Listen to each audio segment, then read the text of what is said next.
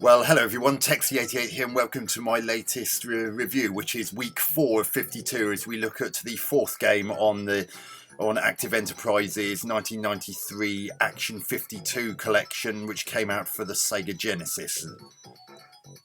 And the fourth game is Ooze. And I'm kind of dreading this, because I remember how abysmal the equivalent game on the Nintendo Entertainment System Action 52 was like. So this is the first game in which actually shares a title with its NES counterpart. And as in that version, there's a title screen here. But unlike that version, there's actually a tune in the background. But let's just get on with it, shall we? Level 1. So there's our green dude, so that bit hasn't changed. So you can jump and walk about. And one thing I've noticed is it doesn't have that cruddy jumping mechanic that was present in the NES version, where, if you remember, I mentioned that in that version, to jump forward, you actually had to jump straight up, and whilst in midair, press the direction afterwards.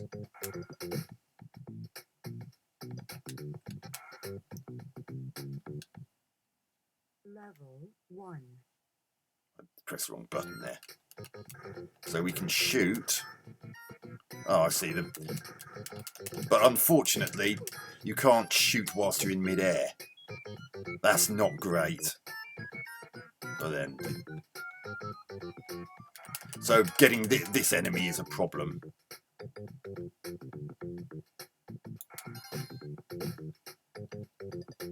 In fact, getting across his jump is going to be a bit interesting. Oh, for God's sake! I thought he jumped a bit further forward than that. I hope there's not falling damage in this, otherwise I'm going to get a bit knocked. Oh, so I must still have the key then.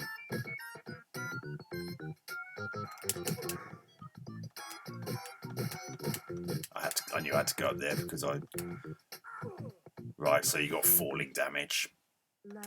So you can't fall as far as you like. Yeah.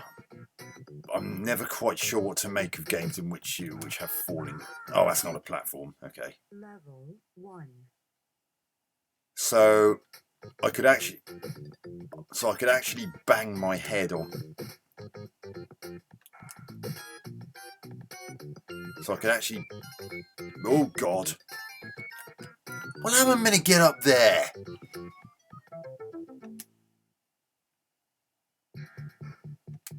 And like a lot of the other games, it doesn't actually take you back to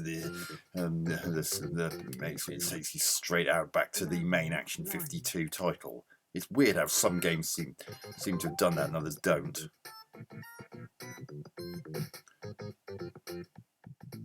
Come on, get out of the way. I want to get this key.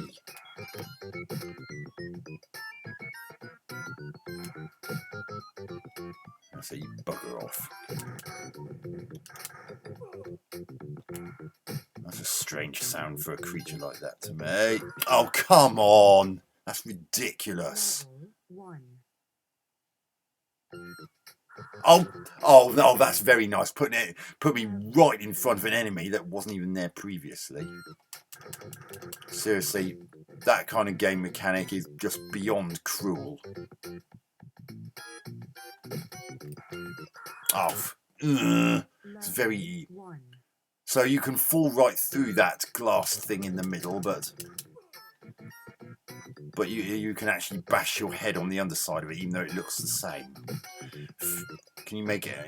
Make it make sense. Oh, how come I was able to get that key last time?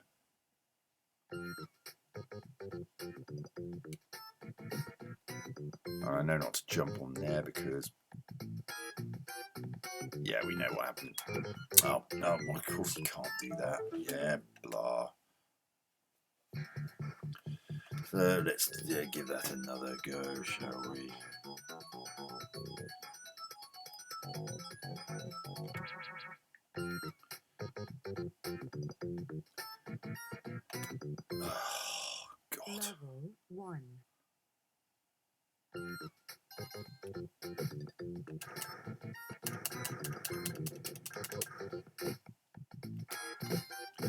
Well, it's still tons better than the NES version, but it's still...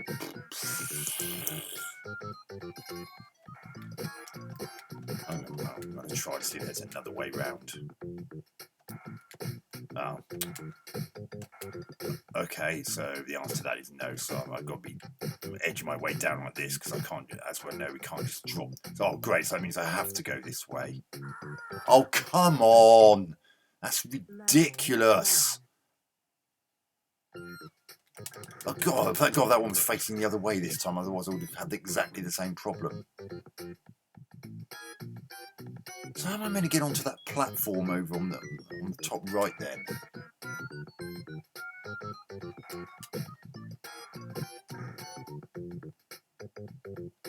Oh, that...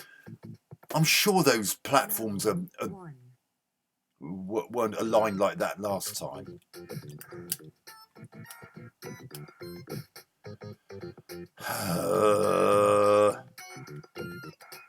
Oh, God. See, you can't do it. You can't get onto that upper platform that you can... Oh, for crying out loud! Stop putting me right in front of enemies!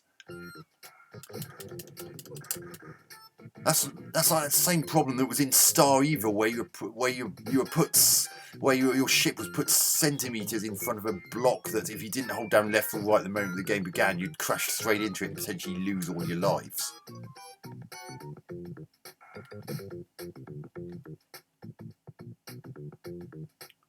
Seriously, how am I supposed to do this?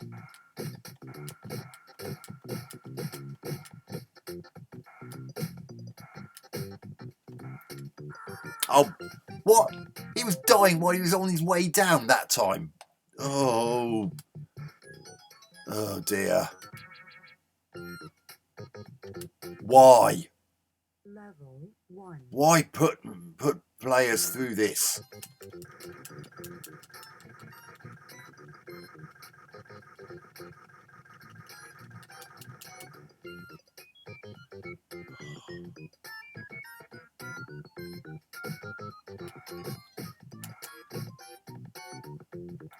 Oh, I panicked there. Level 1. That was my fault, I do admit that.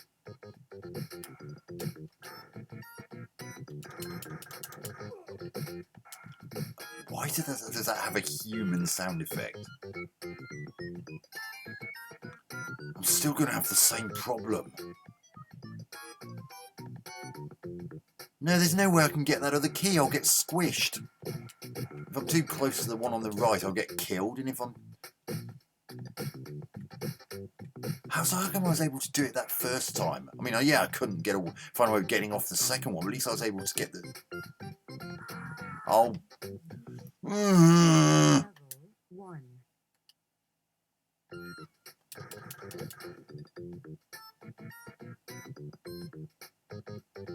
I'm getting ticked off now.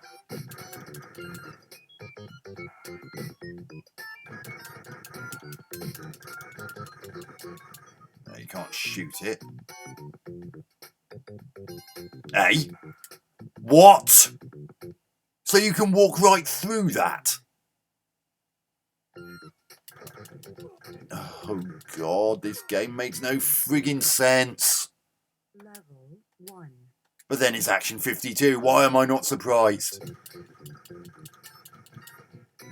I'm sure these games were designed to irritate the hell out of people and to make people feel rotten about having spent nearly $200 in 1990s money on 52 piles of absolute shovelware. Oh, now you're not letting me walk through it. Oh, this makes no sense.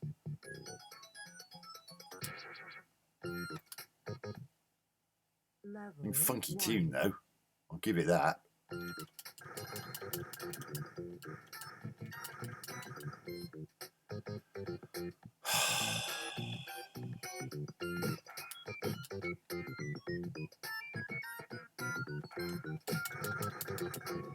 What? How many times do you have to hit that thing?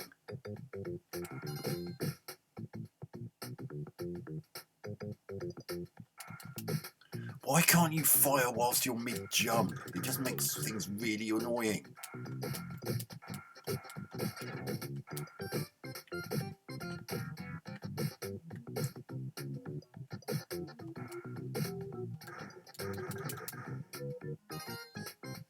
Oh.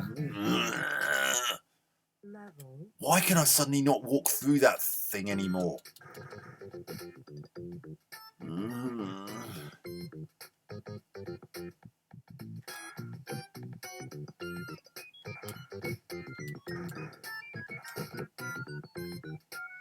Okay. See what happens if I jump through it. You get squashed by the first one. Level.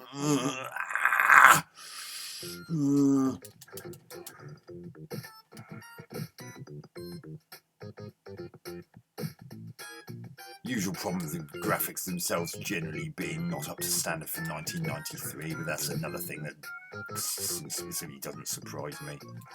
Oh, bloody hell. Level 1.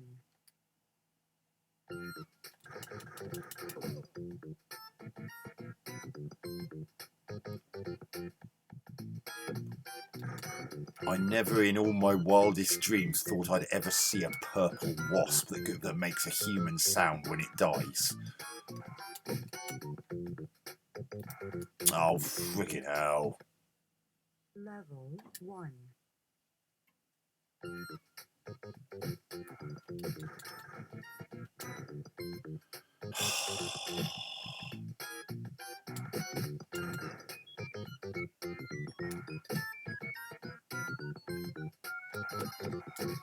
Oh, finally I get through it. Now where the hell am I meant to go? I can't go anywhere. Who designed this utter pile of shite? And you can't go through there even though you can fall right through the similar looking vertical thing. Oh, I've had enough of this. This is absolutely cack. So that was the Genesis version of the game Ooze from Action 52. Well, it's a bit more polished than the NES version, but that wasn't exactly setting the bar high. But the game itself is still a complete and utter pile of shit. Oh dear. But I'm still going with the notion of not actually. I'm still going with ignore that. That's just an attract mode. But I'm still going with the notion of not having, not actually giving an individual score for each game, and just giving an overall score at the end. I mean, yeah, this is better than the NES version, but not much. Graphics are. I expect them to look a bit better as it's 16-bit, but they still don't look particularly great. They literally just look like 8-bit graphics with a bit of icing on them. And for 1993, Mega Drive / Genesis owners, it would have expected far better. I mean, Sonic came out just 2 or 3 years earlier, and look how good he looked and still looks. Oh dear. You got a nice jaunty little tune. Sound effects are functional, at least they're clean samples. Don't know why the enemies make human sound effects though, that seems a bit weird, but gameplay, I mean, even though it doesn't have the same jumping mechanic problem that the NES version had, it's still not exactly great. I mean, you still can't shoot whilst in mid-jump, and it's not always clear what you can land on and what you can't, such as those, such as this, for example, that clear vertical column you can see at the start. If you try and land on the top of it, you fall through it. Yet you've got that similar horizontal one past those 2 coal crushers, and you can't walk through that, even though even though the only visual difference between the two is that one's vertical and the other's horizontal. I'm starting to wonder whether it's even possible to complete that level, because I couldn't jump high enough to reach the upper level, that's the upper platform that's visible on the top right when you first start. And as you saw, I couldn't find a way through after I was able to get past those two coal crushers and jump on top of that horizontal glass tube. So it looks like I can't actually get anywhere after that. And I mean, I tried shooting things, I just couldn't get anything to work, so that's not good. But anyway, as I said, I'll keep my overall score for Action 52 until I've done all 52 games. So that's it for this video. Hope to catch you on another one soon. Texie88 out.